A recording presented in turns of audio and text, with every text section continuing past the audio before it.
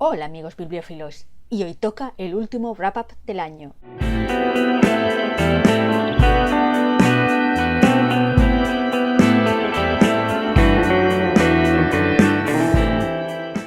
Sí, el resumen de las lecturas de noviembre, que en total fueron 6 libros, 5 novelas y un cómic, y que podríamos agrupar con el título de Viaje al fondo de la humanidad. Tus títulos son cada vez más esotéricos. Lo sé, lo hago queriendo. Y sin más, comencemos.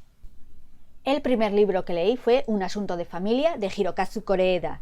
Sí, Koreeda, el director de cine japonés a quien le hicieron el vacío más de una vez en el Festival de Cine de San Sebastián y luego le dieron el premio Donostia a ver si así compensaban. ¿Y este libro?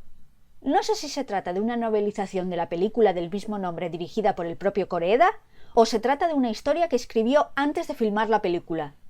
Creo que se trata de la segunda opción, más que nada porque hay cosas que difieren entre la novela y la película, como por ejemplo el final, que no es del todo igual.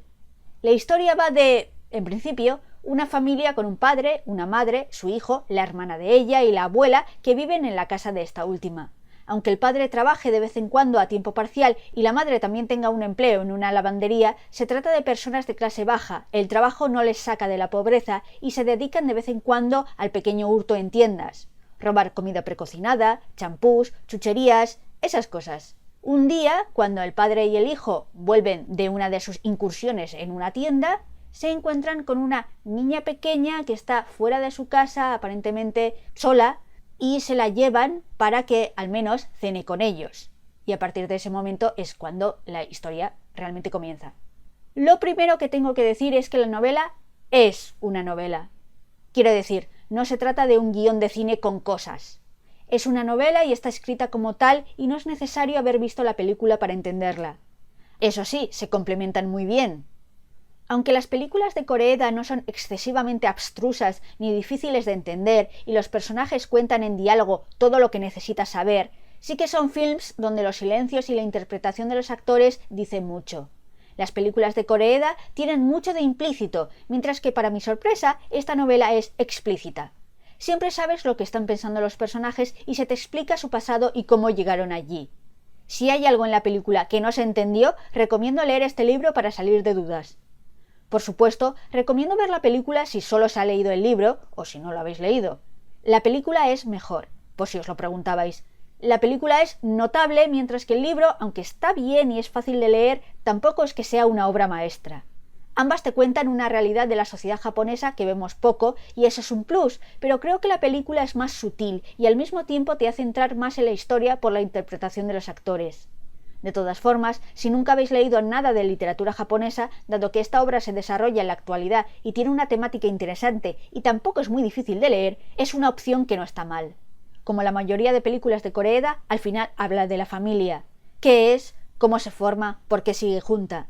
En serio, la película es muy buena, echadle un vistazo. El segundo libro que leí fue La primera vuelta al mundo de Antonio Pigafetta, del que ya hice una videoreseña. Se trata de la crónica de, como el título indica, La primera vuelta al mundo, la expedición Magallanes-Elcano. Decir aquí que es un libro muy curioso, que parece inventado la mayor parte pero no lo es, escrito por el turista más entusiasta del mundo. Pero si queréis saber más, podéis ir a mi larga videoreseña. El siguiente libro que leí fue El fantasma de la ópera, un cómic de Christophe Gaultier y color de Marie Galopin, que adapta la famosa novela del mismo nombre de Gaston Leroux.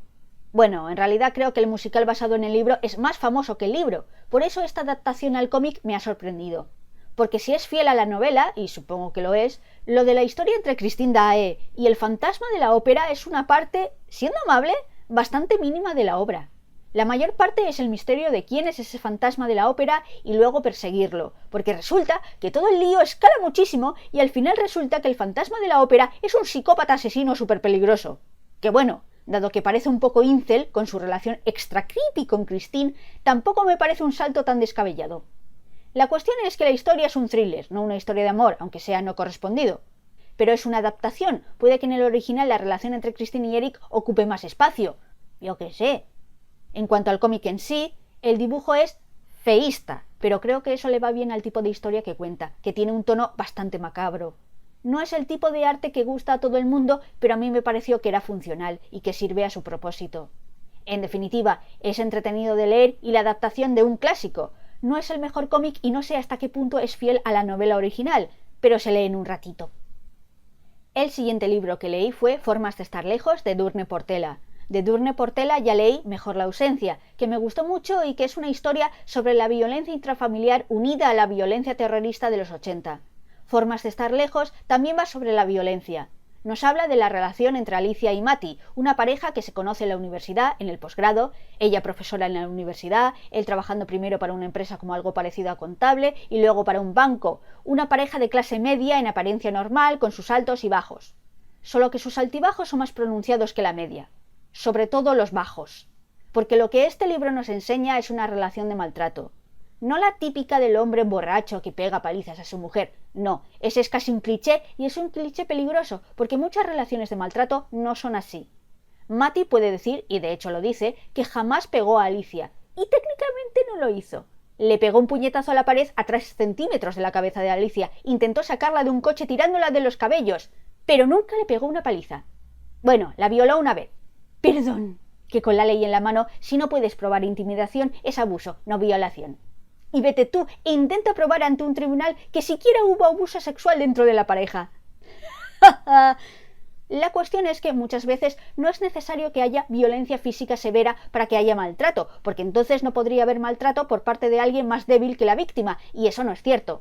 No solo hablo de los casos que en número son menor, pero a ver los haylos, de mujeres que maltraten a sus parejas masculinas, o entre parejas homosexuales o lesbianas. No. Incluso si tomamos el que es estadísticamente el caso usual de maltrato, el de un hombre contra su pareja, una mujer, los hombres no son siempre más fuertes que las mujeres. Incluso podemos tener situaciones en las que la relación de fuerzas es pareja y la mujer podría defenderse, pero no lo hace porque lo esencial de la relación de maltrato es la absoluta destrucción anímica previa que debe darse. Un trabajo de zapa continuo destruyendo la voluntad del otro. Las relaciones de maltrato no tienen nada que ver con el amor, de la misma manera que las violaciones no tienen nada que ver con el sexo. Son demostraciones de poder, son relaciones de poder, quién lo ostenta y quién lo sufre. Y si pudiera achacar algo al libro es que ese desgaste continuo del otro se ve reflejado, pero podría haberse reflejado más. Que yo entiendo que pueda quedar tedioso repetir todas las veces que él la denigra de palabra, todos esos comentarios que poco a poco hacen mella, pero no todo el mundo puede hacer ese pequeño salto de fe para entender por qué en un momento dado Alicia no deja a Mati. Y me refiero a ese momento donde, después de varias señales de aviso, Mati lee el diario de Alicia y le echa en cara lo que hay en él escrito, que es un banderolo rojo que debería hacerte huir a otro país. ¿Qué digo otro país? Otro continente, otro planeta. Vete a Marte. Ya sé que no todo el mundo puede ser el Doctor Manhattan, pero a Marte, mínimo. Pero Alicia no lo deja. Y es bastante al principio de la relación. Pero claro, ya ha habido un proceso previo que Edurne Portela ha mencionado, pero igual a algunos no les parece bastante. De la misma manera, Edurne Portela no suele describir las discusiones o los momentos violentos cuando ocurren, sino más tarde, casi siempre relatados cuando todo ya ha pasado, bien por Alicia, bien desde el punto de vista de Mati. Es su estilo, pero igual entiendo, de nuevo, que haya gente que no conecte. Hablando de conectar, Edurne Portela relaciona el maltrato dentro de la pareja con otras formas de violencia. Un inmigrante que pierde a su hijo en el trabajo y no puede denunciar a su patrón por miedo a ser expatriado, una chica que es drogada y violada en una fiesta de una fraternidad universitaria, un profesor que acosa sexualmente a sus alumnas o una serie de disturbios contra alumnos no blancos de la facultad cuando Obama gana las elecciones. Toda esa violencia soterrada que se da en la sociedad y que normalmente no vemos. También la realidad de que las relaciones de poder siempre están ahí y que la violencia estalla cuando el, digamos, oprimido, hace algo que no le gusta a quien ostenta el poder. Hasta entonces puede haber sido majo, pero puedes comprobar quién cree que manda por cómo actúa si haces algo que no le agrada. Y las relaciones de pareja no son así. No van de quién manda, están basadas en la igualdad y el respeto. Pero esto, de nuevo, no es una historia sobre una relación de pareja. A mí la forma de escribir de Edurne Portela me gusta mucho y no soy objetiva, pero creo que es un libro interesante que merece la pena. El siguiente libro que leí fue Dicen, de Susana Sánchez Arins, del que pretendo hacer videoreseña porque me gustó mucho. Es una mezcla entre novela, ensayo e incluso tiene algún que otro poema.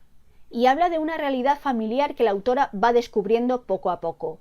De un pasado donde tras la guerra los vencedores se dedicaron a eliminar todo lo que les molestaba y luego además lo ocultaron. Reescribieron la historia, su historia, para que pareciera que aquí nunca pasó nada. Haré una reseña del libro porque me pareció muy interesante cómo lo cuenta la autora. Y el último libro que leí fue La Vuelta al Mundo del Rey Sibelín de Jean-Christophe Ruffin, ¿vale? Jean-Christophe Ruffin. Se trata de un libro que nos cuenta la vida de August Beniowski, un aristócrata húngaro, esloveno, polaco, varios países se disputan su procedencia, nacido en 1746, que pasó por Polonia, Rusia, Alaska, Japón, China, Francia y acabó siendo rey de Madagascar.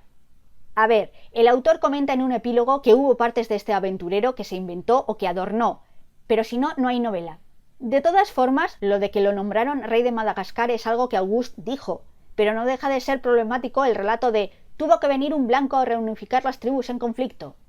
De todas formas, a partir del tiempo que Auguste estuvo en la isla, los habitantes de Madagascar sí tuvieron sucesivos reyes que unificaron la isla y lucharon contra los franceses. Porque uno de los temas de los que habla la novela es que en el tiempo en el que vivía nuestro protagonista es el siglo de las luces, la ilustración y la enciclopedia. Y sí, fue el siglo de las luces, pero también de las sombras, porque Cook acababa de regresar de su primer viaje y las potencias europeas ya empezaban a vislumbrar el potencial económico en las nuevas rutas comerciales y la colonización de tierras. Y pensadores de la ilustración les servirían de base. Porque sí, la ilustración es un movimiento compuesto por muchos pensadores, algunos con puntos de vista antagónicos, que lo discutían todo y algunas de sus ideas fueron no tan buenas. Diderot era majo y eso, pero la idea de Voltaire de que había pueblos en África y Asia en un estadio previo a la civilización y que debían ser guiados hacia ella fue una excusita pintiparada para conquistar otras tierras, someter a su población y quedarse con sus recursos. Para civilizarlos. He comentado que Francia conquistó Madagascar hacia 1890 y es ahora uno de los países más pobres del mundo. Hay temas muy chulos en esta novela y bastantes aventuras, pero la verdad es que me costó un poco entrar, como unas 50 páginas, una vez que a Auguste lo mandan a Siberia. Lo de castigar a gente enviándola a Siberia no lo inventaron los bolcheviques, por si no lo sabíais. Ellos solo continuaron la noble tradición. Total, que la novela está contada por Auguste, pero también por Afanasi, su esposa, ambos relatándole esta historia a un anciano Benjamin Franklin, y las partes narradas por Afanasie, me gustaron más. Ambos tienen estilos ligeramente diferentes y se fijan en cosas distintas. Esto es plenamente consciente por parte del autor. La novela es entretenida y ya. No es lo mejor del mundo, pero tampoco está mal. Normalilla. Eso sí, no sé si otra edición, pero esta en concreto es imposible que la adquiráis en Latinoamérica, porque el propio libro indica que está prohibida su venta en los países de América Latina. Esto no lo había visto en mi vida. No tengo ni idea de a qué viene. Supongo que por allá circulará otra edición. O los franceses sostienen ojeriza. Vete tú a saber. Y ya está, eso es todo. El último resumen antes de resumir los libros que leeré en el especial diciembre, pero de esos me tocará hablar en enero. Espero que el vídeo os haya gustado o os haya ayudado, por si teníais dudas en cuanto a alguno de los títulos. Y sin más, me despido. Gracias como siempre por estar ahí, escuchándome. Hasta la próxima vez. Adiós.